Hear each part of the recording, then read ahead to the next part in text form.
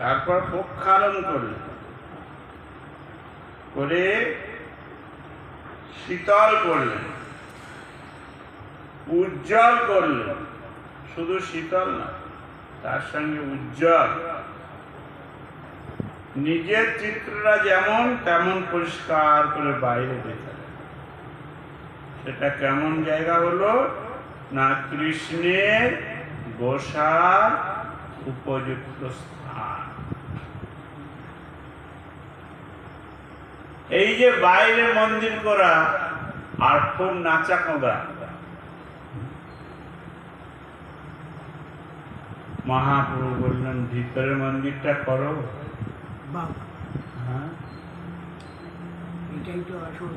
চৈতন্য মহাপ্রভু স্বয়ং ভগবান যত রাজা ধনী লোক সব ওনার চরণে পড়ে গেছিলেন। উনি তো বড় বড় মন্দির করে ফেলতে পারতেন, হ্যাঁ, তা করেন না। কি করলেন বলে হৃদয় মন্দির। এখানে মন্দির কষ্ট করে অনেক টাকা ভিক্ষা করে অনেক করে পরিশ্রম করে করলে তুমি মরে গেলে তো এটা ছেড়ে দিতে হবে, হ্যাঁ। কিন্তু হৃদয় মন্দির সঙ্গে যাবে, আর ওই মন্দিরে যে ঠাকুর প্রতিষ্ঠা হবে সেও সঙ্গে যাবে। এই বিগ্রহ তো সঙ্গে যাবে না, এটাই থেকে যাবে। কিন্তু হৃদয় মন্দিরের যে বিগ্রহ সে তো সঙ্গে যাবেই। তাই এখানে মহাপ্রভু শেখাচ্ছেন যে হৃদয়টা, আর একটা শব্দ দিচ্ছে শীতল। আমরা একটা কীর্তন বিশ্বনাথ চক্রবর্তী ঠাকুর লিখেছেন যে হৃদয় আমাদের গরম হয়ে আছে। কিরকম না, সংসার দাবা নদনীর রূপ। সংসারের দাবা নালে হৃদয়টা আমাদের গরম জ্বলছে। বলে যারা ত্যাগী হয়ে গেছে ওদের তো জ্বলে না, আমাদের গৃহস্থ নেই, আমাদের জ্বলবে। মহাপ্রভু বললেন দেখো বাবা, চারি বর্ণাশ্রমী যদি কৃষ্ণ নাহি ভজি, সকর্ম করিতে সেও রবে করি মজি। 4 জনে 4 4 8, চারি বর্ণাশ্রমী। তাহলে শীতল সবার জন্য করতে হবে হৃদয়টা, না তো ভগবান বসবে কি করে? সেই শীতল করতে গেলে কত পরিশ্রম করতে হবে। মহাপ্রভু নিজে হাতে করে দেখিয়েছেন, ভক্তদেরও করিয়েছেন। জয় জয় শিবাসাদি গৌর ভক্তগণ, শক্তি দেহ করি যেন চৈতন্য বর্ণন। পূর্বে দক্ষিণ হইতে প্রভু যাবে আইলা, তারে মিলিতে গজপতি উৎপন্থিত হইলা। কটক হইতে পত্রী দিল সার্বভৌম ঠাই, প্রভু রাখা হয় যদি দেখিবারে যাই। ভট্টাচার্য লিখিল প্রভুর আজ্ঞা না হইল, পুনরপি রাজা তারে পত্রী পাঠাইল। প্রভুর নিকটে আছে যত ভক্তগণ, মোর লাগি তা সবারে করিহ নিবেদন। সেই সব দয়ালু মরে হইয়া সদয়, মোর লাগি প্রভু পদে করিবে বিনয়। তা সবার প্রসাদে মিলে শ্রী প্রভুর পায়, প্রভু কৃপা বিনা মোর রাজ্য নাই ভাই।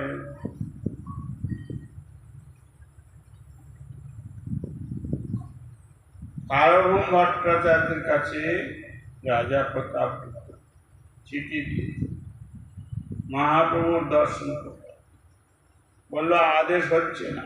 বললো ভক্তদের বলো, সবাই মিলে যখন বলবে তাহলে প্রভু রাজি হয়ে যাবে।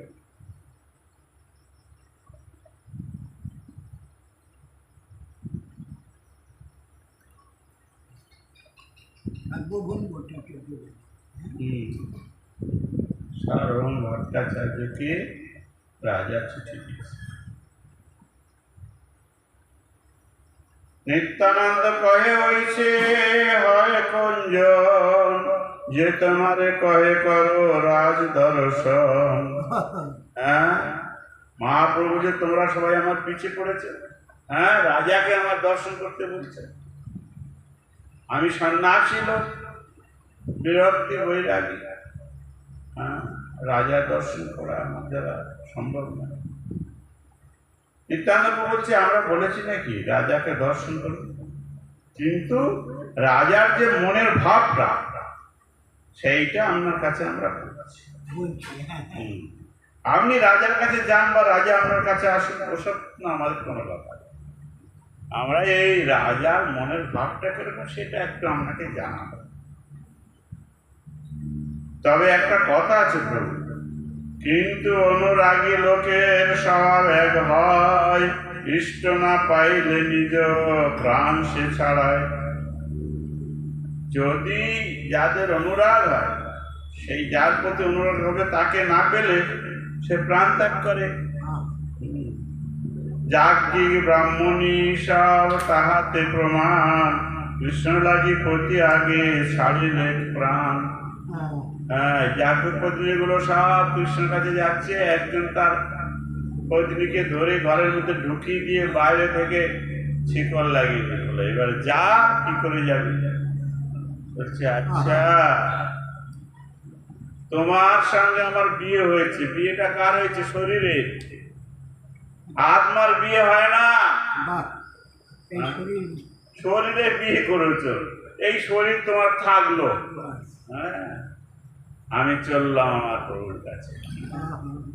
মহাপ্রভুকে নিত্যানন্দ বলছে, হ্যাঁ,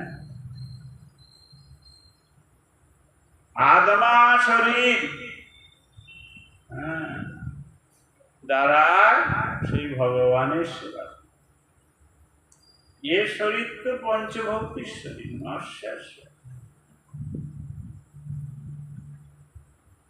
তাই মহাপ্রভু সেই সুলভ আদমা রামশ্চ মনে, আদমা দিয়ে সুলভটা আরম্ভ। হ্যাঁ, আদমা রামশ্চ নির্গন্তা পুরুক্রমে। তাই এখানে নিত্যানন্দ প্রভু বলছে, প্রভু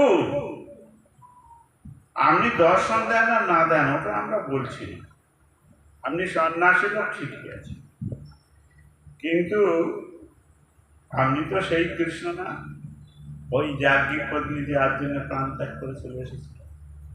হ্যাঁ, সেই কৃষ্ণ এখানে গৌরহরি হয়েছে। দেখেন, রাজা যদি প্রাণ ছেড়ে দেয় কিন্তু দুর্নাম হয়ে যাবে। বলে কি সন্ন্যাসী রাজাকে দর্শন দিল না, রাজাটা মরে গেল। হ্যাঁ, আপনি তো দয়াল। অতএব চিন্তা করুন, এক যুক্তি আছে যদি করো অবধান, তুমি না মিললে তার রহে প্রাণ। একটা যুক্তি আছে, রাজা না মরে আর আপনার মিলতেও না হয়, বলে সেটা আবার কিরকম? এক বহির্বাস যদি দেহ কৃপা করি, তাহা পাইয়া প্রাণ রাখে তোমার আশা ধরি। একটা বহির্বাস যদি দিয়ে দেন, রাজা ওইটা নিয়ে পূজা করবে, ওটা নিয়ে থাকবে যে প্রভু তো বহির্বাস। হ্যাঁ, হ্যাঁ পেয়েছি, এবার প্রভু তো পাবো একদিন না একদিন। তখন একটা আশাটা জাগবে, একবারে নিরাশ হয়ে যাচ্ছে, কিছু পাচ্ছে না। প্রভু কহে তুমি পরম বিদ্যান, যেই ভালো হয় সেই করো সমাধান। তোমরা তো পরম বিদ্যান, যা তোমাদের ইচ্ছা সমাধান যেভাবে হয়। আমারও ধর্ম না যায়, রাজাও না মরে, হ্যাঁ সেইভাবে করো। তবে নিত্যানন্দ গোবিন্দ পাশ মাগিয়া লইল প্রভুর এক বহির্বাস। সেই বহির্বাস সার্বভৌম পাশে দিল, সার্বভৌম সেই বস্ত্র রাজারে পাঠাইল। বস্ত্র পাইয়া রাজার হইল আনন্দিত মন, প্রভুরূপ করি করে বস্ত্রের পূজন। তাই আনন্দে ব্রজলীলায় আছে কৃষ্ণ যখন উদ্ধবকে পাঠিয়েছিলেন, উদ্ধবের হাতে একটা চিঠি দিয়েছিল। তা ব্রজবাসী গোপীরা কি করলো, ওই চিঠিটা নিল, নিয়ে আর ছোট ছোট টুকরো করলো, সবাই ভাগ করে নিল। হচ্ছে কৃষ্ণের হাতের লেখা আছে এর মধ্যে। কৃষ্ণের নিজে হাতে লিখেছে, ওই অক্ষর আছে, ওইটাই দেখছে, আর কৃষ্ণ রূপ দেখছে ওর মধ্যে। কৃষ্ণের হাত গৌরলীলায় রাজা প্রতাপরুদ্র কৃষ্ণের মহাপুর বস্ত্রের মধ্যে মহাপুর দর্শন করছে। ওখানে চিঠির মধ্যে হয়েছিল ব্রজলীলায়, এখানে হচ্ছে বস্ত্রের মধ্যে। সেই কৃষ্ণ অবতীর্ণ চৈতন্য গোসাই। লীলা সব মিল আছে।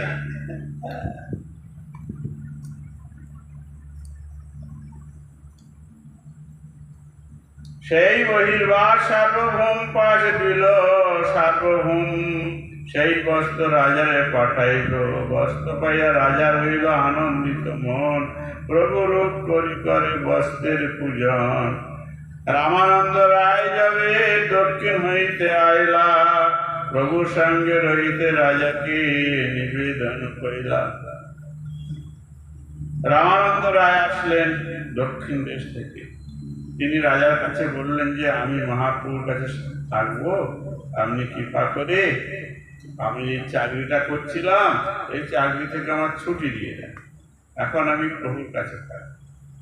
তবে রাজা সন্তোষে তাহারে আজ্ঞা দিলা, আপনি মিলিব লাগি কহিতে লাগলা। বলে মহাপ্রভু তোমাকে কাছে রাখবে, হ্যাঁ তুমি মহাপ্রভুর কাছে থাকবে, কত ভাগ্যবান। আর আমার দর্শনই হচ্ছে না, আমি একটু মহাপ্রভুর দর্শন করে প্রভু রাজি না। তুমি তো বড় ভাগ্যবান। তবে তুমি মহাপ্রভুর কাছে যেমন থাকবে, মহাপ্রভুকে একটু একটু বলে বুঝিয়ে টুঝিয়ে যাতে আমাকে দর্শন দেয়, হ্যাঁ তার একটা ব্যবস্থা করবে। হ্যাঁ তোমার খুব বুদ্ধি আছে, হ্যাঁ একটু বুদ্ধি লাগবে।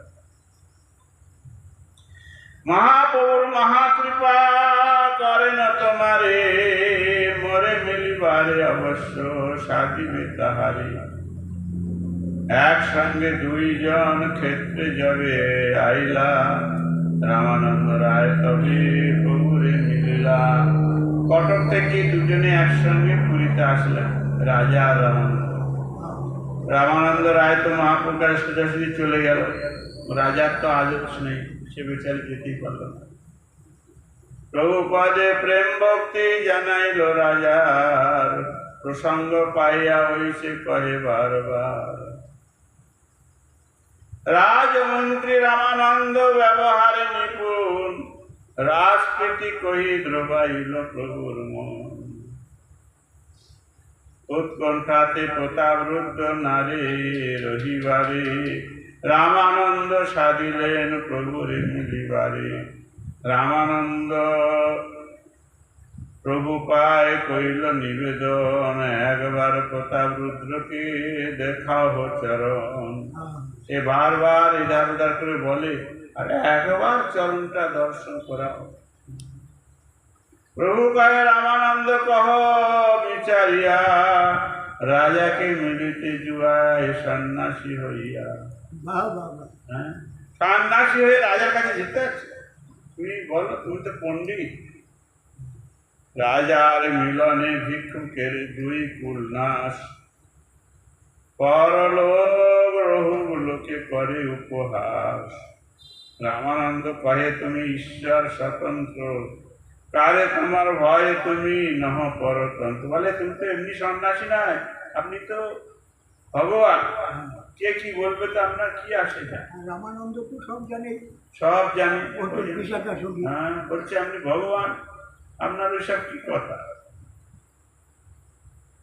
প্রভু কয়ে আমি মনুষ্য আশ্রমে সন্ন্যাসী, কায় মন বাক্যে ব্যবহারে ভয়ে বাসি। বলছে আমি ভগবান হচ্ছি, সে ঠিক আছে, কিন্তু এখন আমার লীলাটা কি, বাহ। মনুষ্য আর সন্ন্যাসী। এই অবতারে তো আমি ভগবান ভগবান বলছি না কারোর কাছে, আমি ভক্ত। ভক্তের কেমন হতে হবে সেইটা আমি শিক্ষা দিতে এসেছি। কেমন আচার করতে হবে সেটা শিখাতে এসেছি। মুখে খালি ভক্ত বললে হবে না, ভক্ত কি করতে হয় সেটা আমি সব দেখাতে এসেছি। আপনার জীব কোথা থেকে শিখবে? আর আমি নিজেই যদি রাজার পিছনে পিছনে ঘুরি তাহলে মায়াবদ্ধ জীব তারা কি করবে? সন্ধান নিলেও ওই রকম করবে। এই জন্যে আমি হলো মনুষ্য আশ্রমের সন্ন্যাসী। ব্যবহারটা সবচেয়ে বড় কথা। ওর মানে আচার আচরণ। সেই আচার আচরণটা যদি ঠিক না হয় তাহলে লোকে কি করে? নিন্দা করে। সুপ্রবস্তি মসিবৃন্দ জয়ছে না লুকায়, সন্ন্যাসীর অল্প সিদ্ধ সর্বলোকে গায়। তাই গৌরানন্দে অন্যের কথা কিছু বলবে না, না, ওই ভক্ত সন্ন্যাসী এদের কথাই বলবে। কেননা ওটা সফেদ কাপড়, ছাপা কাপড়ে মসিবিন্দ মধ্যে কালো কালো দাগ পড়লেও কিছু বোঝা যায় না। আর পুরা ধপ ধপে সাদা কাপড়ের মধ্যে যদি এক ফোঁটা কালো পড়ে সবার চোখটা ওখানে যাবে। আরে এত সুন্দর সাদা কাপড়টার মধ্যে কালো দাগটা কোথা থেকে আসে? হ্যাঁ, সন্ন্যাসী সে সংসারের বিপরীত চলছে, অন্য লাইনের লোক। ওই জন্য সংসারের দাগের মধ্যে দেখতে পেলে বলে রে কি রে, এটা এখানে কেউ হলো, সবাই ওই গল্প করবে। হ্যাঁ, সন্ন্যাসীর অল্প ছিদ্র সর্বলোকে গা হয়। অল্প যদি দোষ দেখে সন্ন্যাসী সবাই ওইটাই নিয়ে নেবে। এটাই বলবে। রায় কহে যত পাপী করিয়াছ অপাবতী, ঈশ্বর সেবক তোমার ভক্ত গজপতি। বলছে আমি যোগাই মাদাই গোপাল চাপাল কত বড় বড় পাপীদের সব উদ্ধার করেছে দুনিয়া, আর রাজা তো জগন্নাথ দেবের সেবক ভক্ত, ওনাকে কেন দর্শন দিবেন না? প্রভু কয়ে পূর্ণ জৈসে দুগ্ধের কলস, সুরা বিন্দু পাতে কেহ না করে পরশ। বলে দুধের এক কলসি দুধ আছে, এক ফোঁটা সুরা পড়ে গেছে, মদ পড়েছে ওর মধ্যে, আর ওইটা কেউ নেবে? কেউ হাতে। তদ্রূপ রাজা ভক্ত আছে, সব আছে, সব ঠিক আছে। যাদ্যপি প্রতাপরুদ্ধ সর্বগুণবান, তাহারে মলিন কহিল এক রাজা নাম। ওই যে রাজা নামটা ওতেই সব গণ্ডগোল। গজপতি রাজা। রাজা তথাপি তোমার যদি মহাগ্রহ হয় তবে আমি মিলাবো, তুমি তাহার তনয়। নিতাই গৌরানন্দে। প্রথমে কাপড় দিল, এবার বোধহয় তার ছেলেটাকে নিয়ে আত্মজয়ী যায়তে পুত্র। এই শাস্ত্রবাণী পুত্রের মিলনে যেন মিলিবে আপনি। ছেলের সঙ্গে মিললে রাজার সঙ্গে মিলার ফলটা সে পেয়ে যাবে।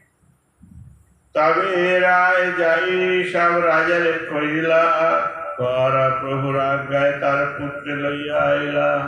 সুন্দর রাজার পুত্র শ্যামল বরণ, কিশোর বয়সে দীর্ঘ কমল লোচন।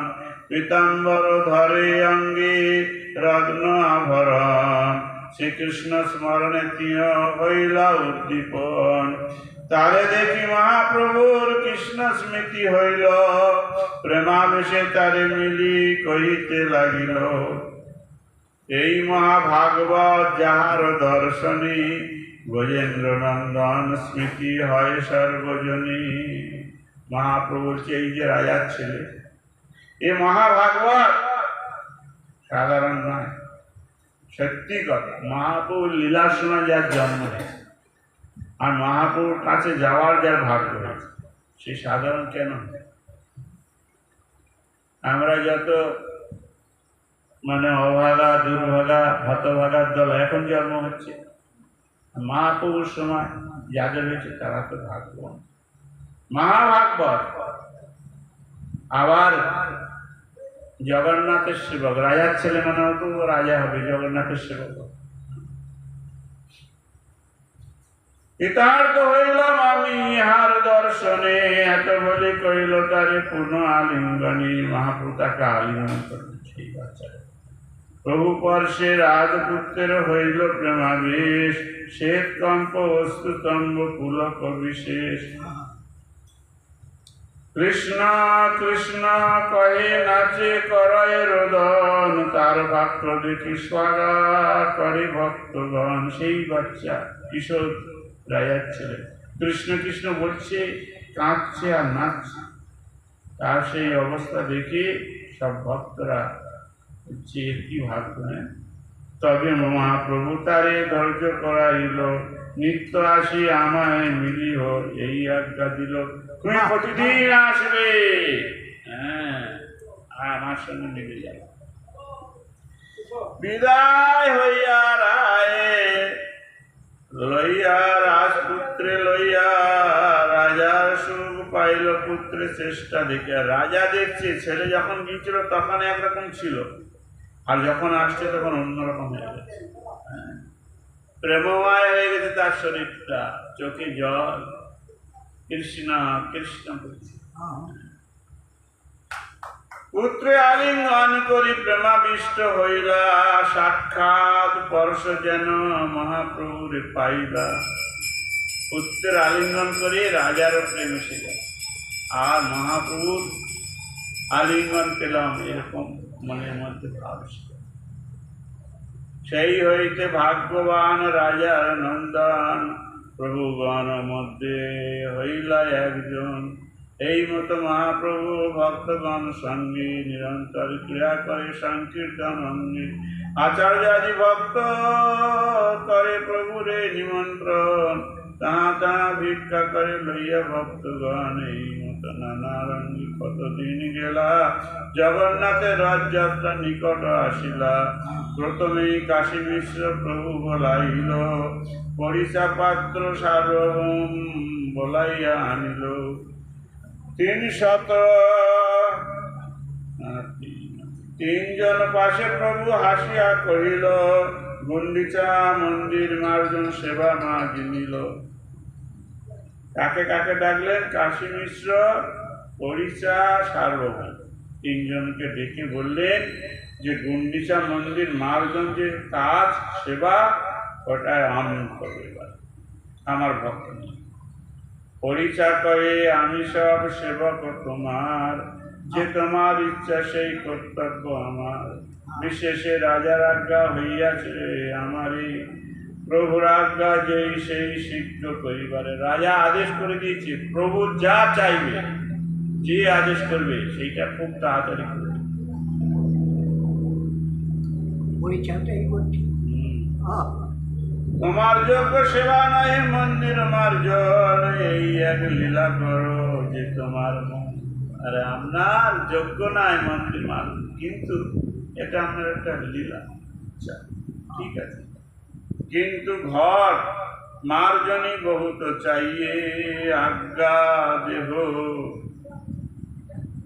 আজ সব ইহানি দিয়ে। তো অনেক ঝাড়ু লাগবে আর অনেক ঘট লাগবে, আপনি কৃপা করে আদেশ দেন, তাহলে সব এনে দিই। হ্যাঁ, না তো মার্জনটা হবে কি করে? নতুন 100 ঘর শত সংমার্জনী, পরিচা আনিয়া দিল প্রভুর আজ্ঞা জানি। 100 ঘর আর 100 ঝাড়ু।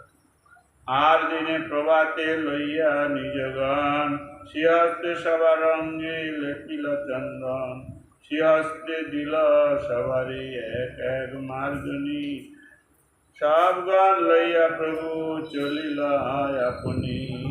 কালকের আমাদের গুন্ডিচা মার্জন। বেশ। এবারে এই ঝাড়ু ঘর সব নিয়ে সেখানে হাজির হতে হবে। এইসব বিকালে দেখলাম কথাবার্তা হয়েছে। তা কালকের গুন্ডিচা মার্জন মহাপ্রভু রেডি হয়ে গেছেন। মহাপ্রভুর কৃপায় আমরাও এই জগন্নাথ দেবের গুন্ডিচা মন্দির মার্জন করার সুযোগ সুবিধা হাতছাড়া করবো কেন? হ্যাঁ, তো এটা কালকেকার কাজ। এখন জিনিসপত্র এসে গেল, সবাই রেডি। বলো শ্রী সচিনন্দন গৌর হরি কি জয় জয়, শ্রী পুরী ধাম কি জয় জয়, জগন্নাথ মন্দির কি জয় জয়, জগন্নাথ দেবের রথযাত্রা মহামহোৎসব কি জয় জয় জয়, শ্রী গুন্ডিচা মন্দির কি জয়। জয় নিতাই গৌর প্রেমানন্দে হরি হরি বল। বাঞ্ছা কল্পতরু বৈষ্ণব কৃপা সিন্ধু বৈব চ পতিতানাং পাবনেভ্যো বৈষ্ণবেভ্যো নমো